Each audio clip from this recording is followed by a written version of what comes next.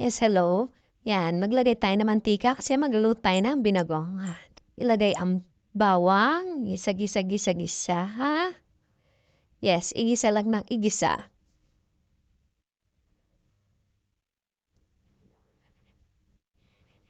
Yan, gisa mo pa.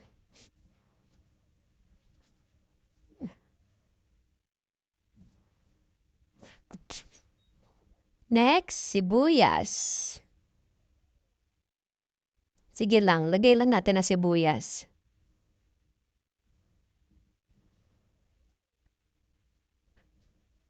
Gisa-gisa ulit.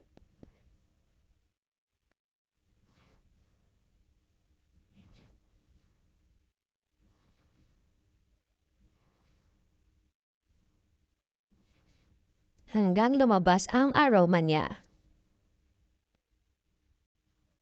Yan na. Then, kamatis. Ilagay ang kamatis. Maraming kamatis. Kasi mas masarap ang binagoongan pag maraming kamatis.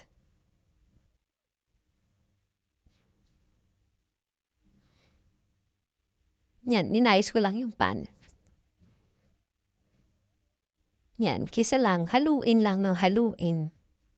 Hindi ako napagod maghalo, char. Yan, pinakuluan ko na nga pala yung baboy niyan konti. Yan, lagyan na natin ang baboy.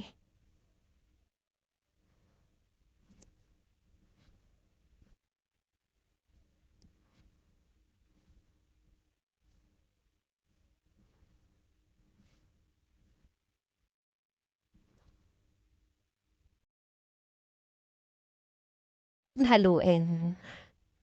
Haluin lang natin ang baboy. Next, maglagay ng asin, paminta. Timplahan lang, timpla lang tayo.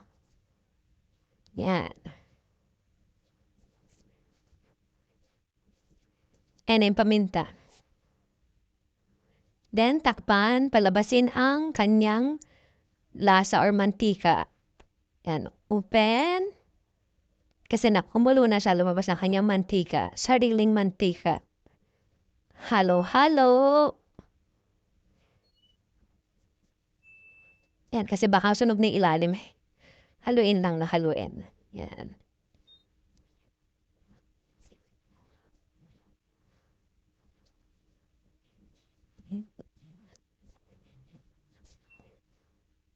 Yan, nilagay ko na ang bagoong alamang. Hinugasan ko na pala yan para hindi masyadong maalat. 2 hugas ang bagoong.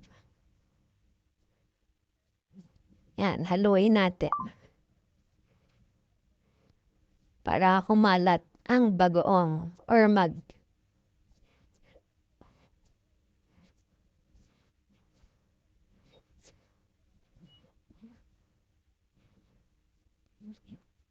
ihalo.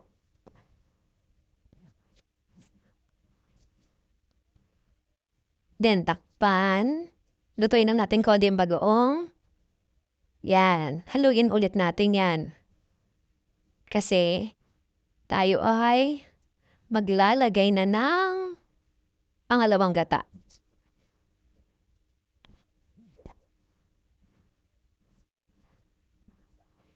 Yan, pangalawang gata.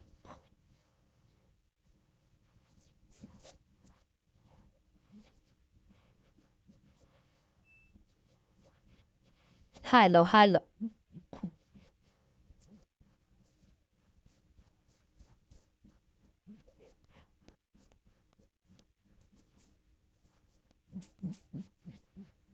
Then, yan pala yung sabaw ng baboy. Lagyan ng sili at takpan. Lutuin natin ng konti yung gata. Pangalawang gata. Yan, naluto na siya.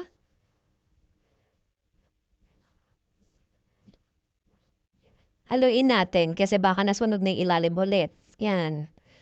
Kasi yung bagong madaling masunog. Ayan, oh. Nakita nyo naman. Halo-halo lang.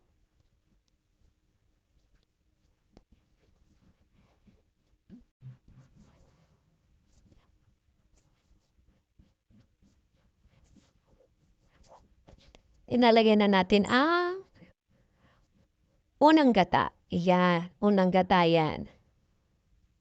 Sabi nga nila, kakang gata.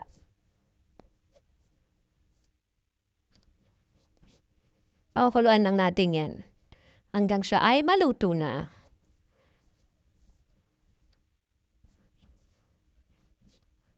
Nag-add pala ako ng pork cubes para mas masarap at mas malinamnam.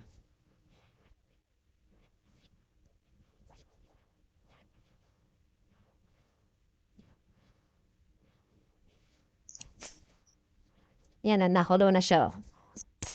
Pakuluin pa natin siya. Mga 5 minutes pa.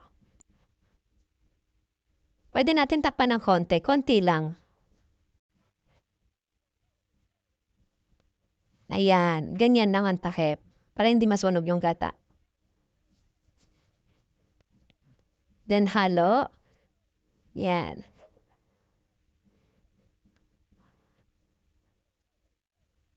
Tapos na yan. Yan na po ang aking version ng pork pinagoongan na may gata. Hindi na po ako naglagay ng talong kasi ayaw ng talong ng mga kasama ko. Sayang naman po pag nilagyan ko pa ng gulay tapos hindi rin makakain. Yan. Thank you po sa inyong panonood. Pwede na po yan masarap. Masarap na yan. Salamat!